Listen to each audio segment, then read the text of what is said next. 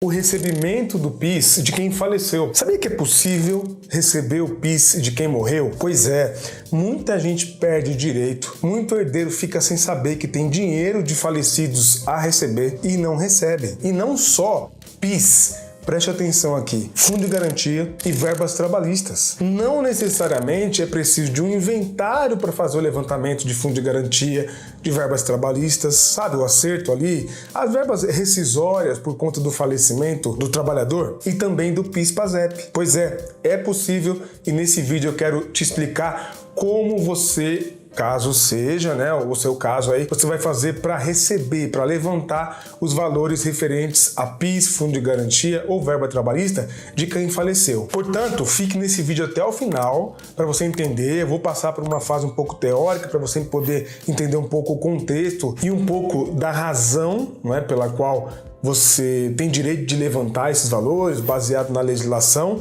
e depois eu explicar o que você deve fazer, tá certo? Fique nesse vídeo até o final para entender e se eu te ajudar, deixe o seu like nesse vídeo que ele ajuda muito aqui o canal. Gente, vamos lá. De acordo com a Lei 6.858 de 1980, é possível que familiares e dependentes, herdeiros, parceiros aí, cônjuges, levantem valores referentes a PIS, fundo de garantia e verbas trabalhistas de falecidos. Mas muita gente fica preocupado se para isso é preciso de inventário.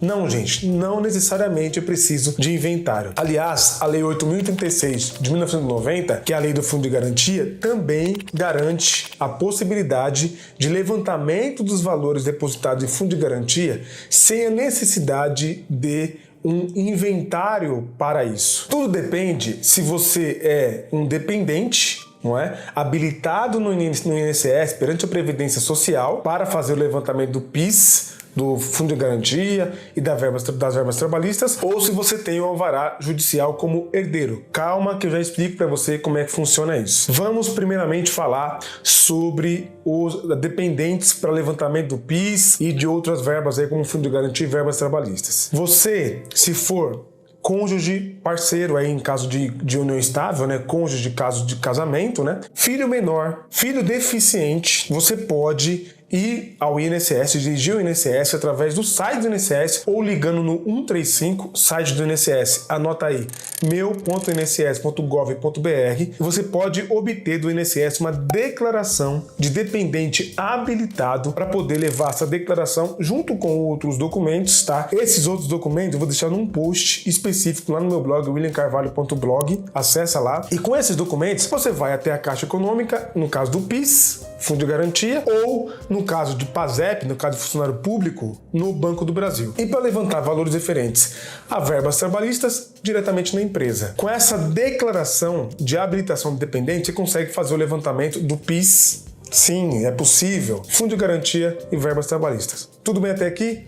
Tudo bem até aqui. Ocorre que existe uma hierarquia de prioridades para levantamento do PIS e das outras verbas. Como assim? É o seguinte, entre os grupos prioritários, como dependentes, que são eles, como eu já disse aqui, cônjuge, companheiro, parceiro, no caso de união estável, filhos menores, filho com deficiência. Nesse caso, nós temos o primeiro patamar de prioridade, patamar número 1. Na sequência, na ausência desses do patamar número 1, vem os pais. E na ausência dos pais e também do primeiro patamar, do cônjuge, filho menor e etc., vem o irmão menor ou o irmão com deficiência. No caso dos pais e dos irmãos, é preciso comprovar a dependência econômica para levantamento dessas verbas. E então, na ausência de um, o outro grupo recebe. Quando pessoas do mesmo grupo prioritário estão vivas, por exemplo, preste atenção, o mesmo grupo prioritário, digamos que dois pais estão vivos, ficaram vivos, divide-se o PIS e as outras verbas que eu já mencionei aqui, fundo de garantia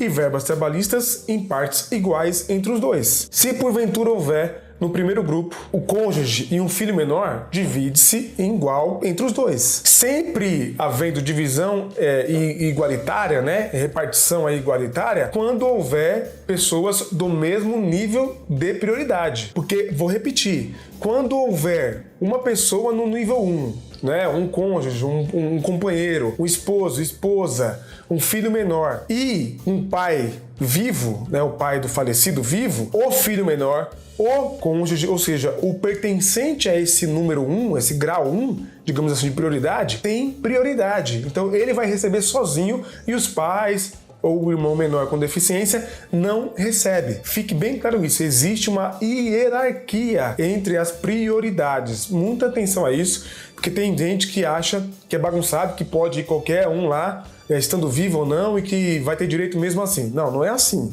Tá? É preciso observar essa prioridade. E essa prioridade foi estabelecida, inclusive, foi reforçada, melhor dizendo, pela Lei de Benefícios do INSS. A Lei 8.213 de 91 estabelece essa hierarquia entre os grupos prioritários, tá? Se ficar alguma dúvida, não esqueça, tem um post completo lá no meu blog para você ler e entender melhor. Só para não ficar nas minhas palavras, como eu gosto sempre de trazer o texto da lei aqui para você fazer a leitura comigo, acompanhe comigo o que diz o texto do artigo de número 1, primeiro artigo da Lei 6.858. Os valores devidos pelos empregadores aos empregados e os montantes das contas individuais do Fundo de Garantia do Tempo de Serviço, Fundo FGTS, e do Fundo de Participação PIS/PASEP, não recebidos em vida pelos respectivos titulares serão pagos em cotas iguais aos dependentes habilitados perante a Previdência Social ou na forma da legislação específica dos servidores civis e militares e, na sua falta, aos sucessores previstos na Lei Civil, indicados em alvará judicial, independentemente de inventário ou arrolamento.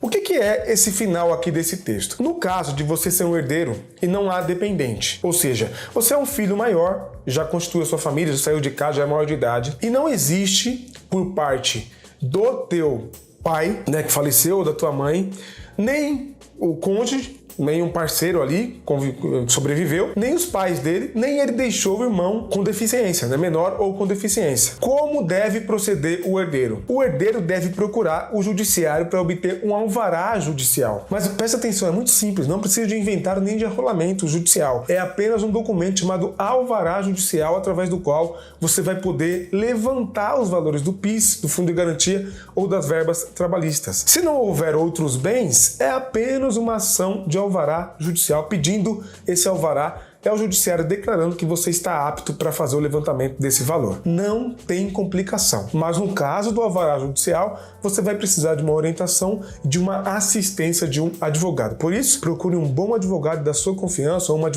boa advogada da sua confiança para te auxiliar nesse serviço. É rápido, é descomplicado e não precisa de toda aquela burocracia, todo aquele caminho, né, difícil dos inventários, que são necessários para evitar fraudes, etc., e para respeitar ali a partilha e a herança. Então, para finalizar o vídeo e para resumir aqui a conversa para não ficar muito longo, preste atenção. Resumidamente, existem grupos que têm prioridade, grupo de dependentes que têm prioridade perante a Previdência Social. Cônjuges, companheiros, filhos menores e filhos com deficiência. Pode ser maior, mas desde que com deficiência. Depois, no segundo grau de prioridade, os pais, e depois, no terceiro grau de prioridade, os irmãos menores, não emancipados ou com deficiência. Esses são os dependentes que você pode obter uma declaração de dependência no INSS. No caso de herdeiros não dependentes, ou seja, que não estão nesse rol, se houver ausência, se esses dependentes não existirem, se eles forem ausentes, herdeiros podem também conseguir fazer esse levantamento através de um alvará judicial, uma ação com pedido de alvará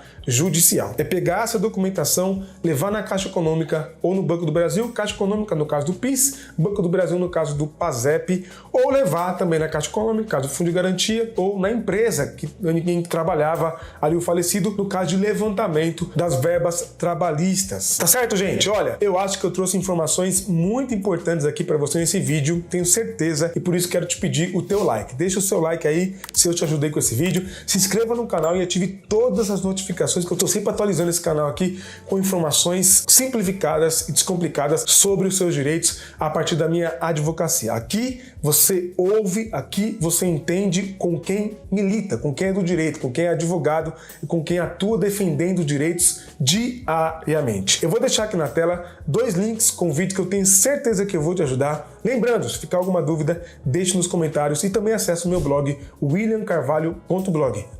Eu também estou nas redes sociais, estou lá no Instagram postando conteúdo de qualidade, respondendo aos meus seguidores por direct, na medida do possível, porque é muita mensagem, mas sempre procuro responder. Me procure lá no Instagram ou no Facebook, ADV Will Carvalho. Eu vou deixar aqui na tela 2 links que eu tenho certeza que vão te ajudar, que tratam sobre os seus direitos. Confira-os, vai valer a pena. Eu te espero no próximo vídeo ou na próxima live. Fique bem, fique atento ao seu direito e conte comigo, hein? Até mais!